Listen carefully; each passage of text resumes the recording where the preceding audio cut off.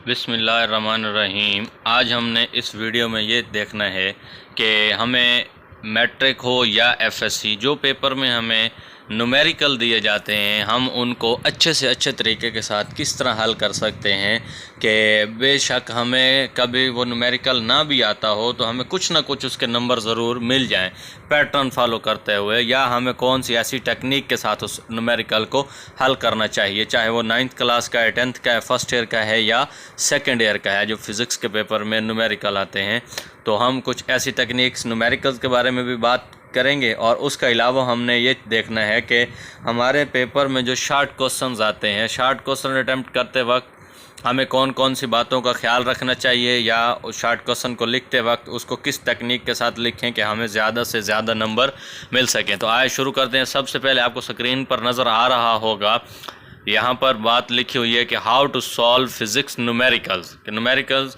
ये English medium वालों के लिए है कि हमने न्यूमेरिकल्स को हल किस तरह करना है। फॉर एग्जांपल मैंने मिसाल दी है कि कोई न्यूमेरिकल लिखा हुआ है, the speed of wave is 330 metre per second, 330 metre per second किसी वेव की स्पीड है इन एयर, हवा में, and its frequency is 20 hertz, और उसकी जो फ्रिक्वेंसी है वो 20 हर्ट्ज़ है।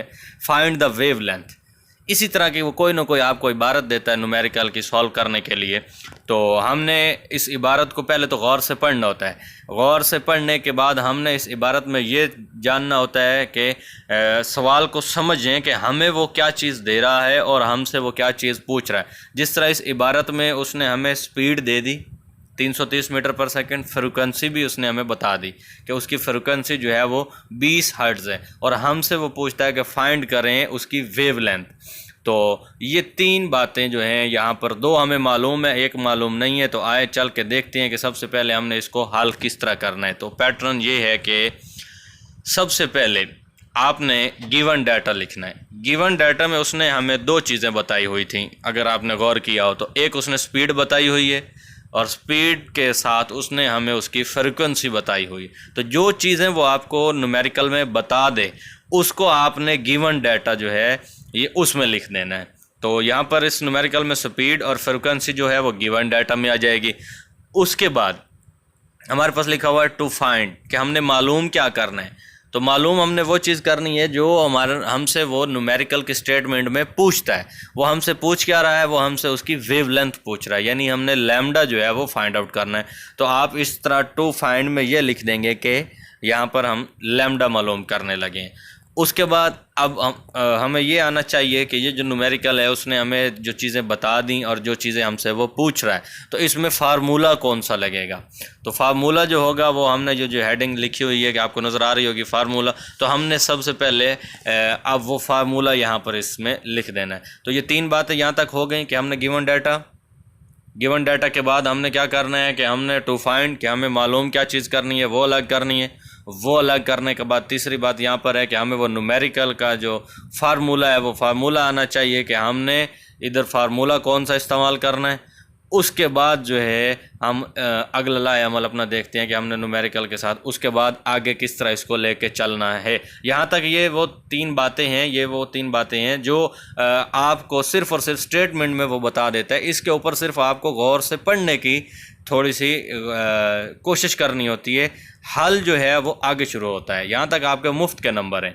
अब यहाँ पर सोल्यूशन या कैलकुलेशन, आप इन दोनों में से कोई एक हेडिंग दे देंगे, सोल्यूशन या कैलकुलेशन। जो फार्मूला आपने लगाया, बिलफर्ज न्यूमेरिकल में फार्मूला लगना है v is equal to f lambda, उसको रीराइट करेंगे तो वो हो जाएगा हमारे पास lambda is equal to v over F.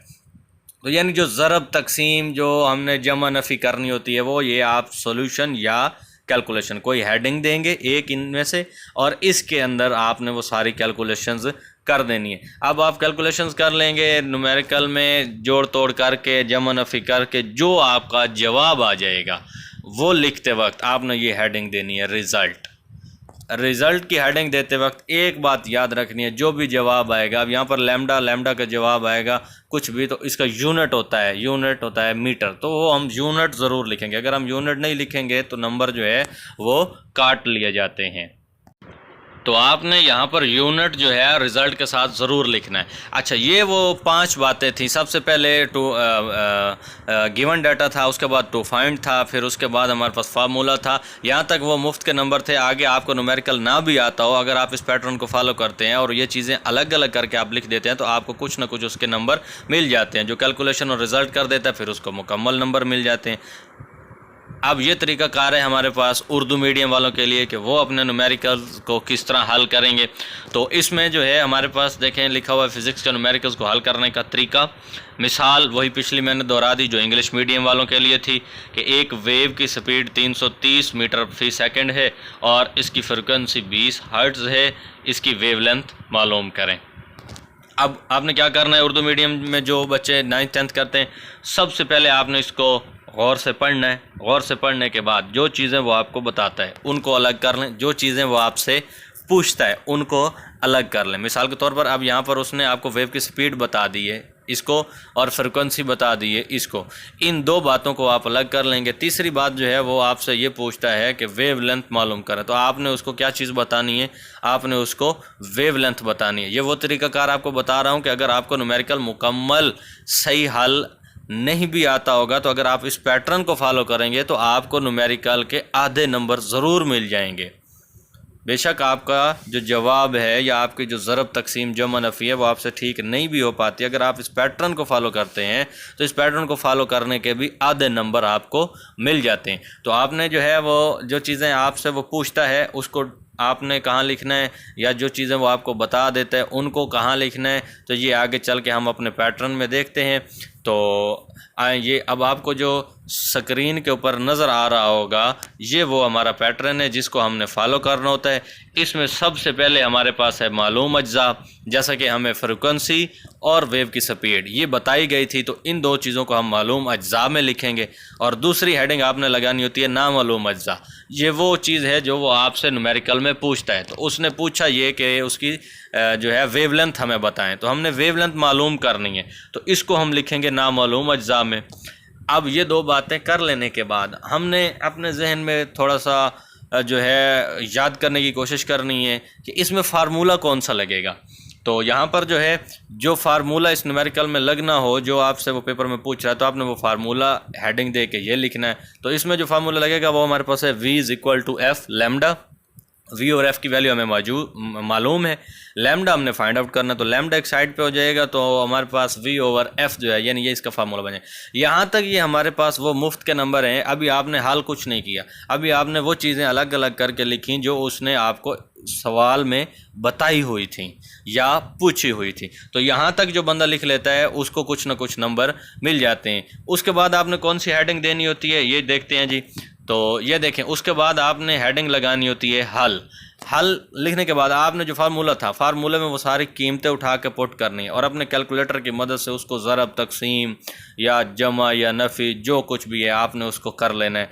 करने के बाद आपके पास कोई एक जवाब आता है तो जवाब लिख देना है, ठीक है। वो लिखने के बाद हम क्या करते हैं उसका साथ में यूनिट नहीं लिखते। जैसा ये लैम्डा है, लैम्डा का यूनिट यानी वेवलेंथ है, इसका यूनिट मीटर में आएगा तो हमने उसके साथ मीटर ज़रूर लिखना, वरना आधा नंबर जो है वो न्यूमेरिकल वाला आपका काट लेता है। तो ये वो पैटर्न था जिसको फॉलो करते हुए हम क्या है ज़्यादा से ज़्यादा नंबर हासिल कर सकते हैं। जो ये फॉलो करते हैं और मुकम्मल हल करते हैं उनको मुकम्मल नंबर मिल जाते हैं, और जो लोग ये पैटर्न फॉलो करेंगे और उनको अगर बिलफर्ज मुकम्मल ठीक नहीं भी आता होगा तो कुछ आधे नंबर उनको ज़रूर मिल जाते हैं। हम क्या करते हैं, हम कोई हेडिंग नहीं देते, कोई कुछ नहीं करते, सीधा उसको जो है वो हल करने की कोशिश में लग जाते हैं। वो आता होता है या नहीं आता होता, हम अपने सारे के सारे नंबर जो है वो ज़ाया कर बैठते हैं। तो इस तरीक़ाकार से आपने ये न्यूमेरिकल को अलहदा करके हर चीज़ उसके अलग अलग करके लिखनी होती है। इस तरीक़ाकार से आपके वो एक नंबर क्या आधा नंबर भी नहीं काटता, वो आपको मुकम्मल नंबर जो है वो आपके न्यूमेरिकल के दे देता है। तो ये वो कुछ हेडिंग्स थी जिनकी मदद से हम न्यूमेरिकल को बड़े अच्छे तरीके के साथ अटैम्प्ट कर सकते थे। इसके बाद हमारा जो अगला पोर्शन है इस वीडियो का वो है कि हमें जो मुख्तसर सवालात दिए जाते हैं उनको हम किस तरह अच्छे से अच्छे तरीक़ेकार से जो है वो अटैम्प्ट करें ताकि हमारे नंबर जो हैं वो मुख्तसर सवाल में भी वो ना काटे। तो उधर जाने से पहले एक बार फिर आपको बता दूं, ये जो वीडियो थी इंग्लिश मीडियम वाले अपना इंग्लिश का पैटर्न जो है उसको फॉलो करेंगे, और जो उर्दू मीडियम वाले हैं वो उर्दू मीडियम वाला पैटर्न जो है वो अपना फॉलो करेंगे। मज़ीद अगर आपको कोई बात पूछनी हो तो आप नीचे इस वीडियो के कमेंट्स में मुझसे इसके बारे में मज़ीद पूछ सकते हैं। उम्मीद तो करता हूँ कि आपको अच्छी तरह समझ आ गई होगी, कोई बात पूछने की ज़रूरत अब नहीं होगी। लेकिन फिर भी अगर किसी को कोई बात समझ नहीं आती तो वो नीचे वीडियो के कमेंट्स में मुझसे इस तरह पूछ सकता है। तो आए चलते हैं हमारे वीडियो के अगले सेशन की तरफ, जो है हमारे पास के हमें जो मुख्तसर सवालात दिए जाते हैं उनको हम किस तरह अच्छे से अच्छे तरीके के साथ अटैम्प्ट कर सकते हैं। तो सबसे पहले हमारे पास यहाँ पर है उर्दू मीडियम वालों के लिए। उर्दू मीडियम में ये देखें मुख्तसर सवाल हल करने का तरीकाकार लिखा हुआ है। हमसे वो पूछता है बिलफर्ज फिज़िक्स की एक मिसाल लेते हैं कि एक्सेलरेशन की तारीफ़ करें। अब हम क्या करते हैं, हमें एक्सेलरेशन की तारीफ़ आती होती है, तारीफ़ लिख के छोड़ देते हैं बस। तो हम उम्मीद लगाए बैठे होते हैं कि हमें 2 नंबर पूरे मिल जाएंगे। जब पेपर का रिजल्ट आता है तो हम कहते हैं लिख तो सारा आए थे लेकिन हमारे नंबर पूरे नहीं आए। तो नंबर वो इस तरह पूरे आएंगे कि वो आपसे बेशक तारीफ़ पूछता है, लेकिन आपने एक्सेलरेशन की कोई एक मिसाल देनी है। मिसाल देने के बाद एक्सेलरेशन का आप फार्मूला लिखें, फार्मूला लिखने के बाद उसका आप यूनिट लिखें। तो ये मुख्तसर सवाल को हल करते वक्त, चाहे मैट्रिक है चाहे एफएससी की फ़िज़िक्स का पेपर आप हल कर रहे हैं, ये 4 बातें आपने जहन में रखनी होती हैं। बाज़ क्वेश्चन ऐसे होते हैं जिनके जो है फार्मूला यूनिट नहीं होते, जैसे आप वो सेंटर ऑफ ग्रेविटी या सेंटर ऑफ मास पूछ लेता है तो इसका कोई फार्मूला या यूनिट तो नहीं होगा ना, तो इसकी या तारीफ़ होगी या मिसाल होगी। लेकिन जिन क्वेश्चंस की ये बनती है कि उनकी तारीफ़ भी होती है, उनकी मिसाल भी होती है, उनका फार्मूला भी होता है, उनका आगे यूनिट भी होता है, तो उनको हल करते वक्त आपने जो उर्दू मीडियम वाले लोग हो, ये 4 हेडिंग्स जो बनी हुई हैं आपके सामने, तो इनको फॉलो करना है आपने। सबसे पहले उसकी तारीफ़ लिखें, फिर उसके मिसाल साथ लिखें, फिर फार्मूला लिखें, फिर यूनिट लिखें। बाज़ स्टूडेंट्स ये करते हैं कि वो हेडिंग्स नहीं बनाते बल्कि मिक्स करके पेन के साथ ही सारा कुछ लिख देते हैं, तो उनके भी नंबर काट लिए जाते हैं। तो आपने अटैम्प्ट करते वक्त ये 4 हेडिंग्स ज़रूर बनानी और हर चीज़ को अलग अलग लिखना है। अब देखते हैं इंग्लिश मीडियम वालों के लिए। इंग्लिश मीडियम में देखें how to attempt short question, pattern same यही रहेगा जो पीछे उर्दू मीडियम वालों के लिए मैं बता के आया हूँ। आपको दोहरा ज़रूर देता हूँ कि आपने इंग्लिश मीडियम में जो क्वेश्चन आपसे पूछा जाए, आपने सबसे पहले उसकी डेफिनेशन लिखनी है। वही एग्जांपल देता हूँ कि एक्सेलरेशन के बारे में वो आपसे पूछता है, तो एक्सेलरेशन की जो है डेफिनेशन लिखें, डेफिनेशन लिखने के बाद उसकी एग्जांपल लिखें, एग्जांपल लिखने के बाद उसका फार्मूला लिखें, फार्मूला लिखने के बाद उसका यूनिट लिखें। हम लोग क्या करते हैं, स्टूडेंट्स ज़्यादातर यही काम करके आते हैं कि वो डेफिनेशन लिख के छोड़ के आ जाते हैं, जी 2 नंबर पूरे मिल जाएंगे। तो 2 नंबर इस तरह नहीं आपको मिलेंगे।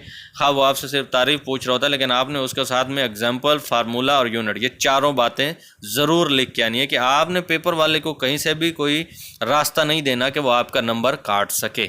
सबसे पहले अब कुछ क्वेश्चन ऐसे होते हैं जैसे सेंटर ऑफ मास हो गया, सेंटर ऑफ ग्रेविटी हो गए, या इस तरह की और भी बातें होंगी। बहुत सारी फिज़िक्स में क्वेश्चंस होंगे जिनके आगे फार्मूला या कोई यूनिट नहीं होता। तो उनके अलावा जिस सवाल का शॉर्ट क्वेश्चन में वो आपसे बात तारीफ़ें जो पूछता है, उनकी कोई ना कोई मिसाल, फार्मूला या यूनिट जो बनता है वो आपने लाजमन लिखना होता है। तो अगर आप चाहते हैं कि आपके शॉर्ट क्वेश्चन में 2 में से 2 नंबर लगें तो आपने ये पैटर्न फॉलो करना है। क्या पैटर्न है? सबसे पहले डेफिनेशन है, फिर एग्जांपल है, फिर फार्मूला है, फिर उसका यूनिट है। इस तरीक़ाकार से आप जितने भी क्वेश्चन अटैम्प्ट करके आएंगे, आपके वो 2 में से आधा नंबर भी नहीं काटेगा, आपको 2 में से वो 2 नंबर पूरे देगा। तो इस तरीक़ाकार से आप अपने शॉर्ट क्वेश्चन बेहतरीन तरीके के साथ जो है वो अटैम्प्ट कर सकते हैं।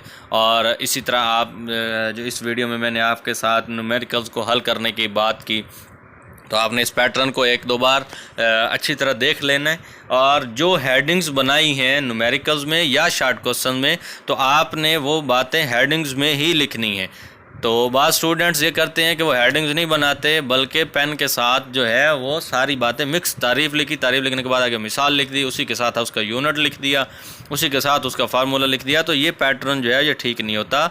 इस तरीक़ाकार से वो आपके आधा नंबर या 1 नंबर काट सकता है। अगर आप इस तरह करके लिख के आएंगे कि हर चीज़ की अलग अलग हेडिंग्स बनाएंगे, जैसे कि मैंने न्यूमेरिकल्स में भी बनाकर आपको दिखाई है और ये शॉर्ट क्वेश्चन लिखने के तरीक़ाकार में भी आपको बनाकर दिखाई है, तो इंशाअल्लाह ताला वो आपका आधा नंबर भी नहीं काटेगा और आप जो है अच्छे से अच्छे नंबर हासिल कर पाएंगे।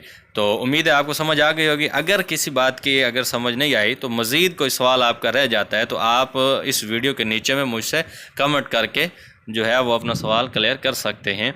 अल्लाह हाफिज़।